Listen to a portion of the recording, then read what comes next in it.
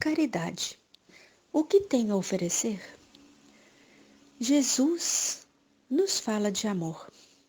Se fosse possível resumirmos o seu evangelho em uma frase, essa frase seria: faça com o seu semelhante como você gostaria fosse feito a si mesmo.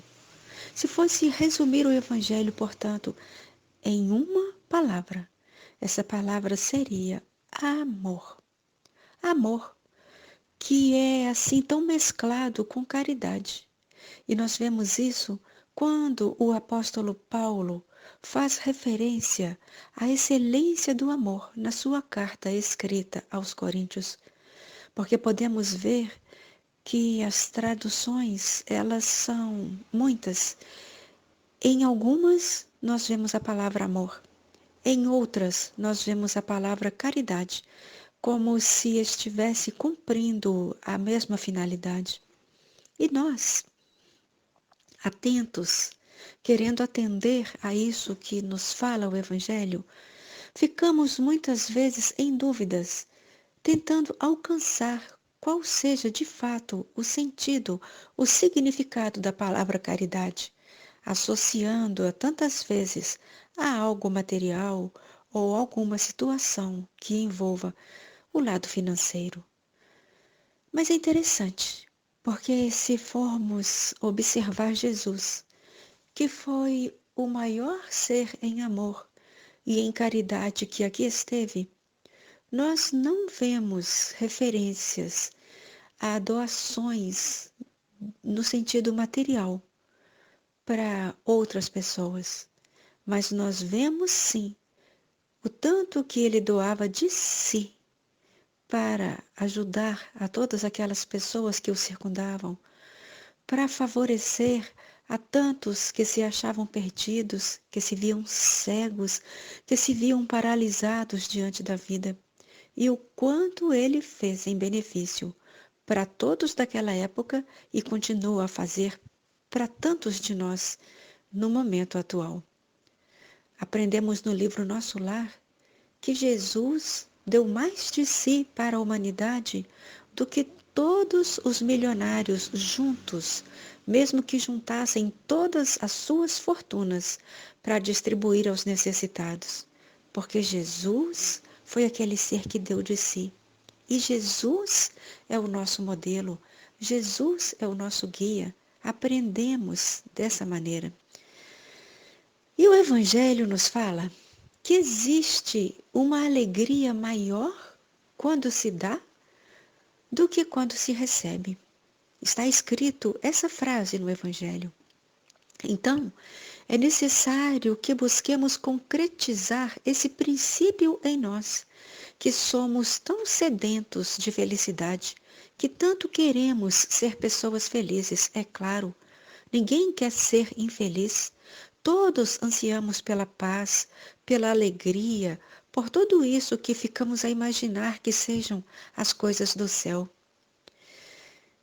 Então, em cima desse escrito do Evangelho, que há mais alegria em dar do que em receber, ficamos ver que é necessário que a gente dê sempre, mas que, sobretudo, a gente não esqueça de que é necessário dar de nós mesmos. Mas o que seria dar de nós?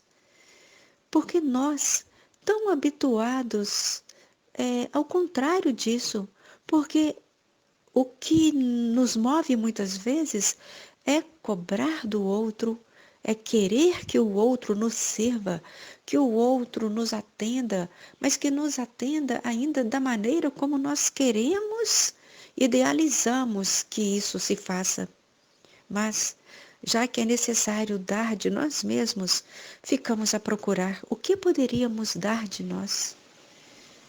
Nós que tanto buscamos o recurso do julgamento que sai de nós com tanta facilidade, devido ao fato de estarmos tão familiarizados com esse julgamento. Com que facilidade nós abrimos os nossos lábios, nós os movimentamos tantas vezes para fazermos referências negativas ao nosso irmão.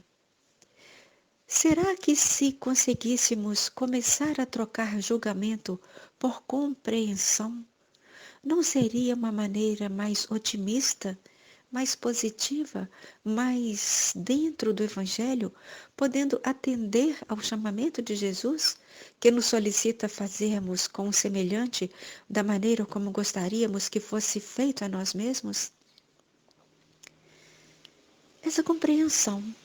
E que essa compreensão, a partir do momento que pudesse ser iniciada na nossa vida, que nós fôssemos ampliando essa compreensão de uma maneira fraterna, de uma maneira amorosa, até que essa compreensão chegasse ao ponto de ser uma compreensão profunda, uma compreensão ampliada, porque ao invés de condenar aquilo que o outro faz, tentaríamos compreendê-lo, vendo que todos nós somos seres em evolução, pequenos ainda no entendimento, pequenos ainda na caridade.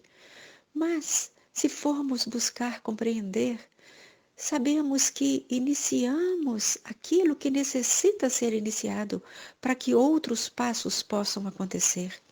Ficamos a imaginar o que seria a profunda compreensão, o que seria uma divina compreensão diante do nosso semelhante. Quanta paz poderíamos então oferecer para o nosso semelhante? Porque o tema oferecido é o que temos a oferecer diante da caridade. O que eu posso oferecer? Pensando bem, nós temos muito sim a oferecer. Está dentro de nós, está no nosso íntimo, está no nosso coração. Porque já que o reino dos céus está dentro de nós, essa positividade toda também está dentro de nós.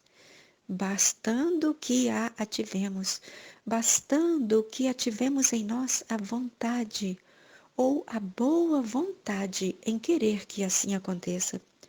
Então, ativemos em nós a compreensão para com o nosso semelhante, para com o nosso irmão, ao invés de pronunciarmos palavras contrárias ao bem, fazendo referências ao nosso irmão, que assim como nós, também está querendo melhorar, porque não é possível que alguém esteja aqui tentando não se melhorar. Todos nós queremos ser pessoas melhores. É possível identificar isso em muitos, inclusive até em máscaras que tantas vezes nós permitimos serem usadas por nós mesmos. Porque no fundo, nós queremos ser pessoas melhores. Nós queremos que o outro acredite que somos melhores porque nós queremos nos tornar pessoas melhores.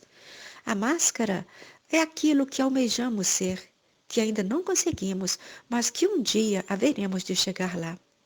E pensando bem, além dessa compreensão e dessa compreensão profunda, é possível dar de nós também, para o nosso semelhante, tolerância. Porque quantas vezes identificamos em nós uma impaciência quando a situação exige de nós paciência? Quantas vezes identificamos em nós aquilo que ferve no nosso íntimo de contrariedade e que ativa também a vontade de dizermos palavras feias, voltadas contra o nosso semelhante? A vontade que temos é de rogar ao Pai para que Ele nos inspire, para que possamos compreender com maior amplitude, em termos de caridade, o que nós podemos oferecer, então, de fato, para o nosso semelhante. Lembrando que se Jesus deu mais de si para a humanidade inteira, que nós possamos também doar de nós, doar daquilo que está no nosso íntimo.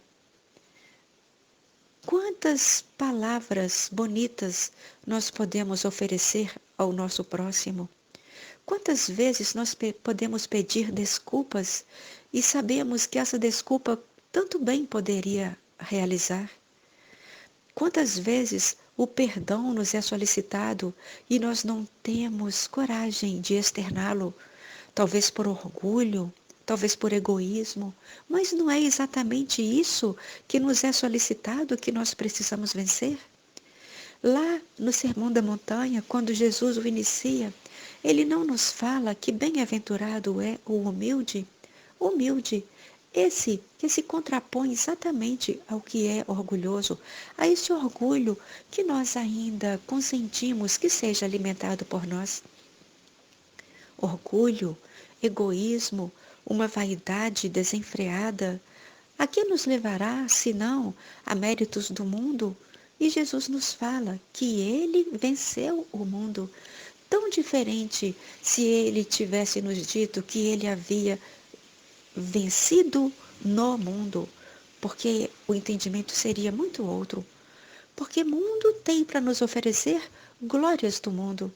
Glórias que sabemos só podem ser passageiras, porque por mais que elas perdurem no tempo, um dia elas serão esquecidas, porque tudo que hoje existe, amanhã será pó.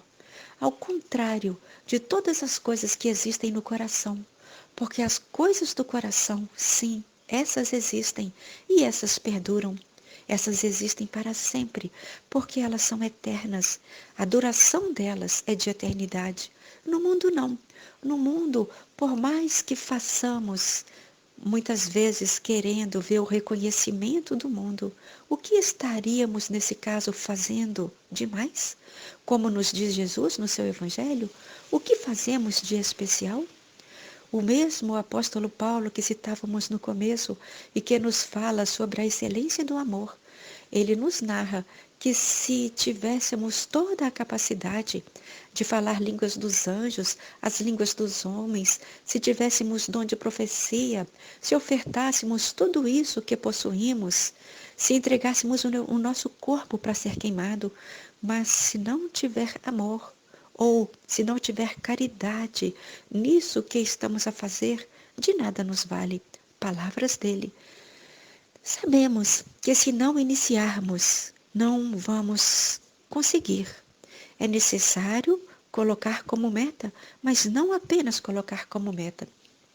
Colocar como meta, sim, mas junto disso, paralelo a isso, iniciarmos, darmos o primeiro passo para que o segundo passo possa também acontecer e aí consigamos chegar onde nós queremos tanto alcançar, que é esse reino prometido por Jesus, um reino que nos inundará de paz, que trará para nós alegria, como nos fala o mesmo apóstolo Paulo, que não cansamos de citar, que nos solicita alegria e que nos solicita gratidão, porque o que recebemos é tanto e é tão gratuito, tantas bênçãos que recebemos de maneira continuada, tão constantes na nossa vida, do nosso nascimento, onde recebemos o alimento, onde temos mãos que nos acolhem, nos trocam, nos acariciam.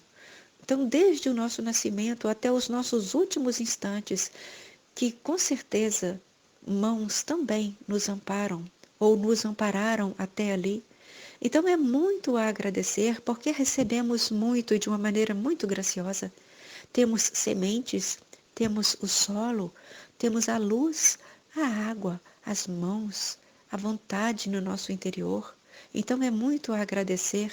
Oferecemos também, então, para o nosso próximo agradecimento, na forma de palavras, na forma de gestos, na forma de querer externar isso de alguma maneira. Então, caridade, o que tenho a oferecer? Ofereçamos de nós, porque sabemos que a caridade, ela é importante sim. O bem exterior, ele é um ensinamento, ele é um apelo para que possamos chegar à prática do bem interior.